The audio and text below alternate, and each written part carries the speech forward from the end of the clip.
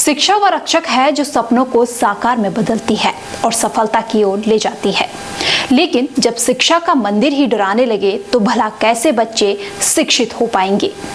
हमें डर आता है कि हमें पढ़ने से मिट्टी मिट्टी गिर जाएगी। विधायक जी ने भी 2 लाख रुपए दिए थे, वो किसी के खाते में दिए, उन्होंने बोला पूरा नहीं हो रहा है। तो हमने हमारे हाथ में होता तो हम कुछ करते, विद्यालय के लिए कुछ नहीं कर पाए हैं। उत्तराखंड के शिक्षा मंत्री धन सिंह रावत हैं जो अक्सर शिक्षा में हो रहे विकास को लेकर कई दावे करते नजर आते हैं, लेकिन हकीकत कुछ और ही बयां कर रही है। आपको जानकर हैरानी होगी कि शिक्षा मंत्री के गृह क्षेत्र पौड़ी से शिक्षा के मंदिर की कुछ ऐसी तस्वीरें सामने आई हैं जो वाकई में डरा देने वाली हैं। नमस्कार, आप देख रहे हैं यूके न्यूज लाइव और आपके साथ मैं हूं प्रदीप्ता रमोला। उत्तराखंड जो हिमालय प्रदेश है, यहाँ पर रोजगार, पलायन, स्वास्थ्य और शिक्षा की समस्या अक्सर देखी जाती है, लेकिन इन पर बातें सिर्फ चुनावी माहौल में की जाती है। जहां चुनाव में शिक्षा को लेकर कई वादे किए जाते हैं तो वहीं चुनाव के बाद कई दावे किए जाते हैं, लेकिन हकीकत कुछ और ही बयां कर रही है।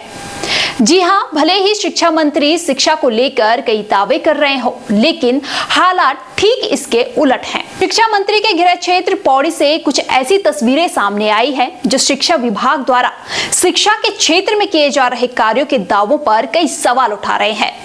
तस्वीरें आपके सामने हैं जिनमें आप साफ देख सकते हैं कि किस तरह शिक्षा के मंदिर की हालत बद से बदतर हो रखी है, लेकिन फिर भी बच्चे यहाँ जान हथेली पर रखकर शिक्षा ग्रहण कर रहे हैं क्योंकि उन्हें भी अपने सपने साकार करने हैं। हमारी स्कूल की रणनीति खराब हो रखी है, जगह जगह से टूट रखे हैं। हमें डर रहता है कि हमें पढ़ने से मिट्टी मिट्टी गिर जाएगी, पत्थर वत्थर गिर जाएगी। उसको जल्द से जल्द सही करेंगे।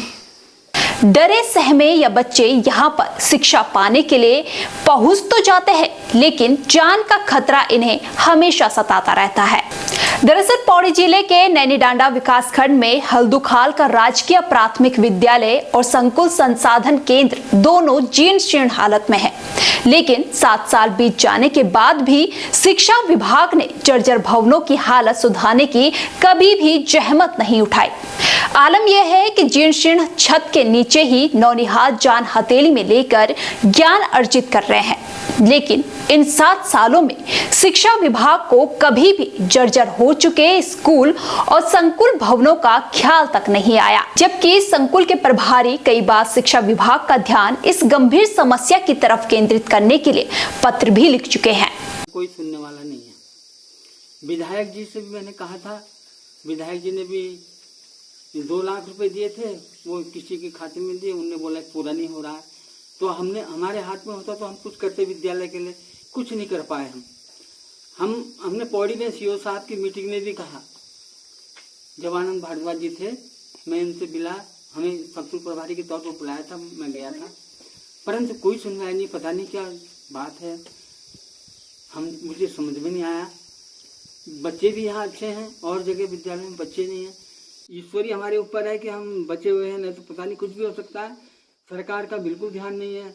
अब जनप्रतिनिधि से भी मैंने कई बार कह लिया, पर कोई इसका रिजल्ट नहीं निकला, इसलिए मैं हताश परेशान हो गया हूँ। तो हमारा जो काम है वो टीचर का है कि बच्चों को पढ़ाना है, पर जब बच्चे कंट्रोल में होना, बच्चे तो डरे रहते हैं, सहमे रहते हैं और देर से आते हैं, बहुत बहुत दूर से आते हैं बच्चे, उधर से 2-2, 3-3 किलोमीटर दूर से बच्चे आते हैं। क्यों? क्योंकि यहाँ हमारा अच्छा काम था, पर क्या करें, इस आपदा के कारण हम सब विस्मित हो गए और पढ़ाई लिखाई का ढर्रा ही कुछ अलग हट गया। प्राथमिक विद्यालय के साथ संकुल संसाधन केंद्र के छत और दीवार इतनी खोखली हो चुकी है कि कभी भी यहाँ कोई बड़ा हादसा हो सकता है और इसी डर के साए में छात्र भी हैं, लेकिन फिर भी शिक्षा अधिकारी मानो कुंभकर्ण की नींद में हो।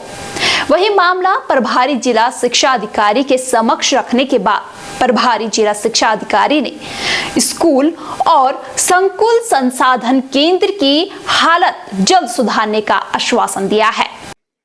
जैसे कि आपने भी बताया, तो आपके बताने के संज्ञान के क्रम में मैंने द्वारा दूरभाष पर जो वहाँ के उप शिक्षा अधिकारी उनसे वार्ता की गई है, उनके द्वारा स्वयं अवगत कराया गया है कि उन्होंने RWD को उसके आंगन बनाने के लिए निर्देशित किया गया है कि वो आंगन उसके उपलब्ध करा दें और मैं भी स्वयं भी RWD से संबंध में बात करूंगा। मैं इस संबंध में एक चीज़ और बताना चाहता हूं कि राज्य सरकार के द्वारा जो बॉडी के लिए कार्यदायी संस्था को RWD को नामित किया गया। जितने भी हमारे जीर्ण भवन हैं या कोई विद्यालय ऐसे हैं जो पूरी तरह निष्प्रयोज्य होने हैं नई तरीके से, उनके सबके आंगन बनाने के लिए हमें जितने भी ब्लॉक्स हैं सबको निर्देशित किया गया। उससे कुछ आंगन हमें प्राप्त हुए हैं जिसकी संकलित सूची हम लगातार हम निदेशालय को भेज रहे हैं और शासन के स्तर पर कई विद्यालयों को धनराशि स्वीकृत भी हुई है।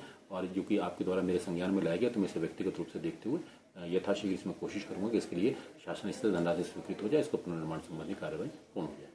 गांव से निकले मंत्री जब शहर में बस जाते हैं तो फिर पहाड़ चढ़ने को तैयार ही नहीं होते और इसी का नतीजा है कि आज भले ही शहरों के बच्चों को स्कूलों में सारी सुविधाएं दी जा रही हो, लेकिन गांव के बच्चे आज भी शिक्षा के लिए संघर्ष कर रहे हैं। आज भी उन्हें शिक्षा के लिए कई किलोमीटर पैदल चलना पड़ता है। हैरानी तो तब होती है कि इतना संघर्ष करने के बाद भी बच्चों को वो शिक्षा नहीं मिल पाती है जो उन्हें मिलनी चाहिए। ऐसे में जरूरत है कि दावे पर दावे करने के साथ साथ धरातल पर भी कार्य किया जाए, जिससे कि वाकई में उत्तराखंड का विकास हो पाए। उत्तराखंड में शिक्षा को लेकर आपकी क्या राय है, आप कमेंट करके जरूर बताएं। नमस्कार।